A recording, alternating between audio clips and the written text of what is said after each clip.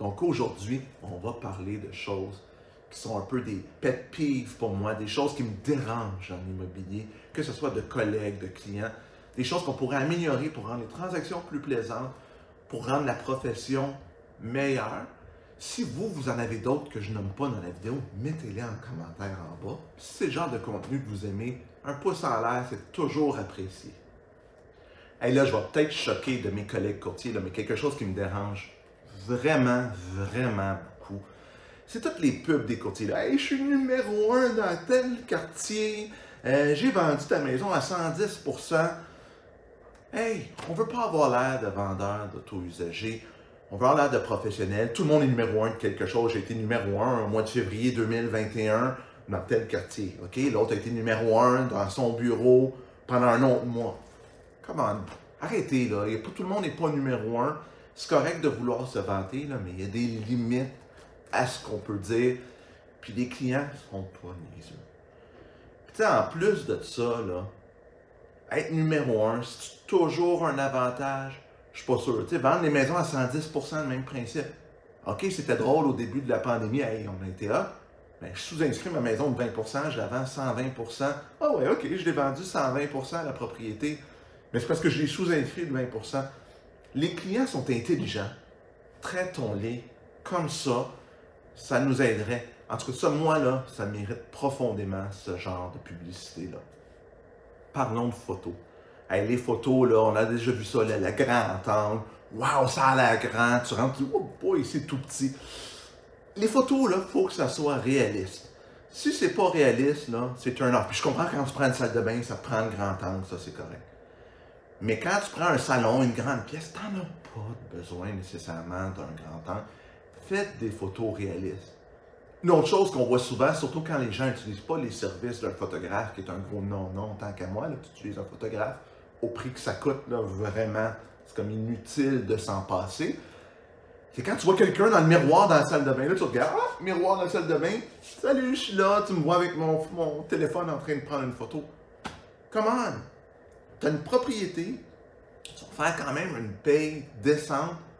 Paye-toi un photographe, fais des belles photos. Si tu les prends toi-même parce que tu as le talent de photographe, il n'y en a pas de problème. Mais Christy, assure-toi que tu n'es pas des photos, que tes photos représentent la réalité. Moi, ça m'écoeure quand j'arrive sur place et je fais voir les photos, là, ça n'a pas d'allure. C'est pas tout ça que je pensais que j'allais voir. En parlant de photos, la photo de certains de mes collègues, des fois, tu regardes ça, tu dis, coudonc, c'est-tu ta photo de noces il y a 20 ans? Bonjour, c'est ma photo. Bonjour, voici de quoi j'ai vraiment l'air. En rien de dire, c'est pas la même personne, ça se peut pas. Puis là, on parle pas d'une femme qui a changé sa couleur de cheveux ou quelqu'un qui a pris 5-10 livres. Des fois, les photos, là, c'est moins pire maintenant, mais avant, les photos, tu faisais, écoute, à date d'il y a 10-15 ans. Essayez, si vous êtes dans une business où, moi, mon principal objet que j'essaie de vendre, oui, c'est mes propriétés, mais c'est de vendre mes services. Soyez conséquents et projetez l'image de qui vous êtes vraiment avec des photos récentes, s'il vous plaît.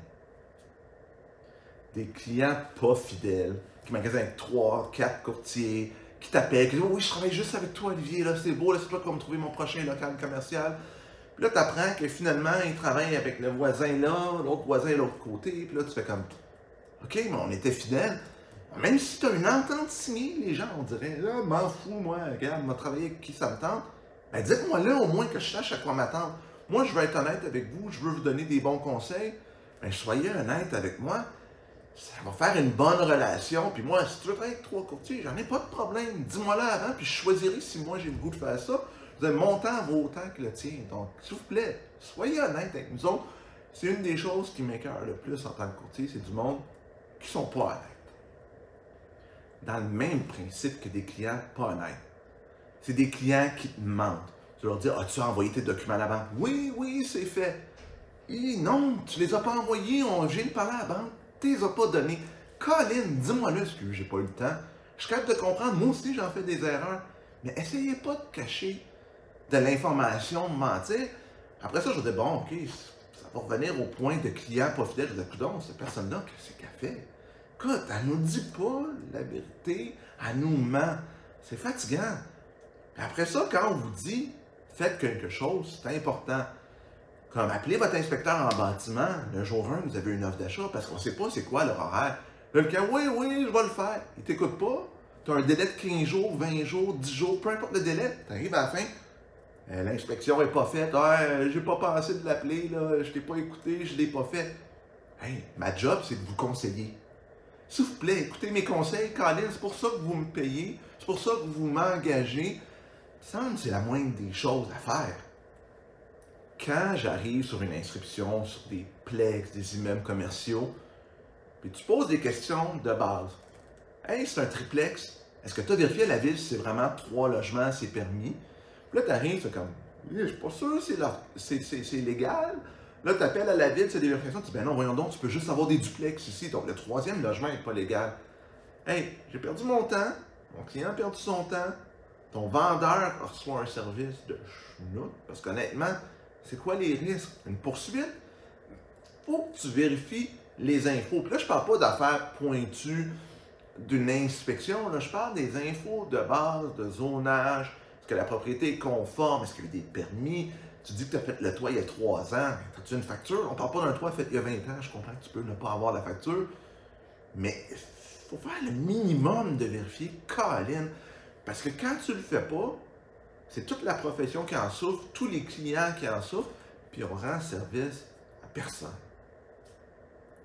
Quand on visite des propriétés, puis tu rentres, puis tu fais « Oh boy, c'est dégueulasse ». Quand je me dis dans une maison, j'enlèverai pas mes souliers. Tu sais, oui, si je vais dans un immeuble commercial, un entrepôt, je vais garder mes souliers, je m'attends à ce qu'il y ait de la poussière.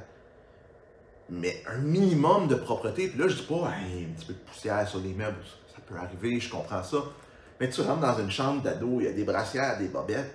Si tu arrives sur le comptoir de la salle de bain, il y a un condom, tu fais comme comment ramassez-vous? Tu rentres dans la douche, puis les joints sont noirs, là, c'est plein de moisissures. Tu te dis, Colin, un minimum de propreté. Comme je dis, là, je m'attends pas à Mme Blancheville là, chez les gens quand j'y vais. Ben, je m'attends à un minimum. Puis, ça m'écoeure. Mais en plus, le propriétaire, il se nuit. Parce que, Colin, une propriété sale, là, ça se vend moins bien. Les gens arrivent et disent, si c'est sale, de quoi ça a l'air les rénaux? Ils entretiennent-tu vraiment la propriété? Je suis sûr que dans la plupart des cas, on se rendrait compte que ces gens-là entretiennent moins bien que la moyenne des ours, mais c'est l'image qu'ils projettent, même s'ils l'entretiennent le mieux. L'impression que ça va me donner, puis l'impression que ça va donner à des clients, c'est « Excuse, la maison n'est pas entretenue, puis ça nuit, puis ça fait diminuer le prix de vente. » Fait que c'est perdre de l'argent, c'est jeter de l'argent poubelle pour quelque chose de simple, aussi simple que du ménage. Je suis sûr que ça vous est déjà arrivé dans un magasin de meubles. Tu rentres. Ah, je vais regarder les matelas, les lits. Là, le vendeur, là, dessus.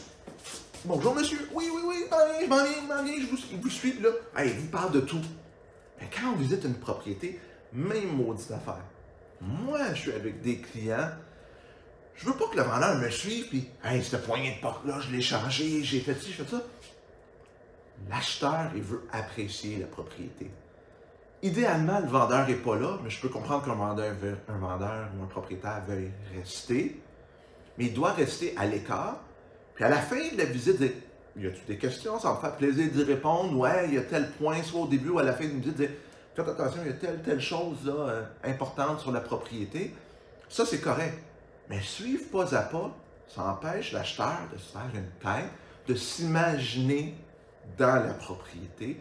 Puis ça peut encore là nuire au processus de vente et coûter de l'argent à un propriétaire, chose qu'idéalement, on ne veut pas. Des propriétés qui sont trop personnelles.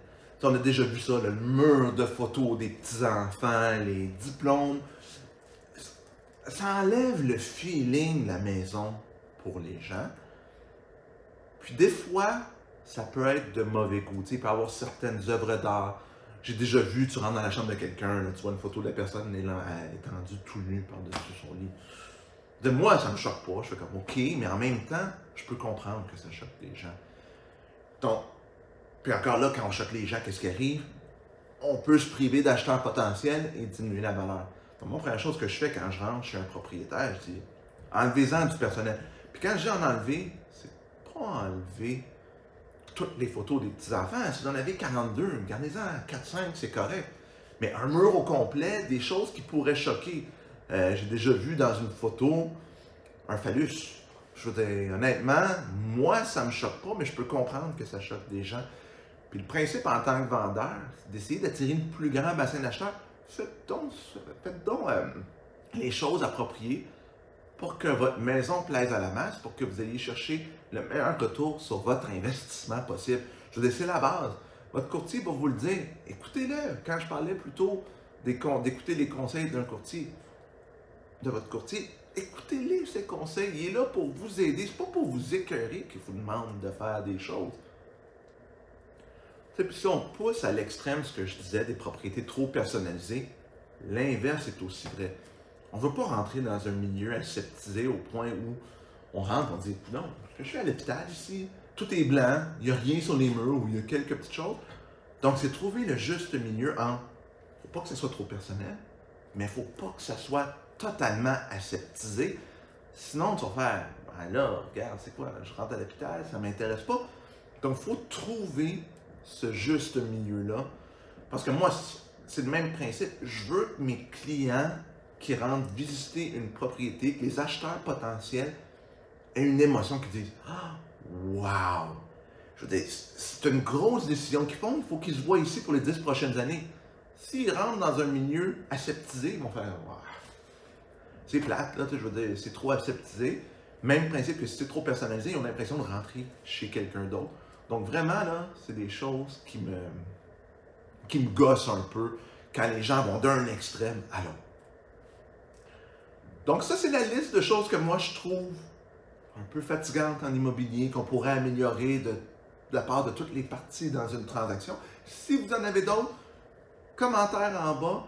Ça va me faire plaisir de les lire, puis peut-être que je vais les adresser dans une autre vidéo. À bientôt tout le monde!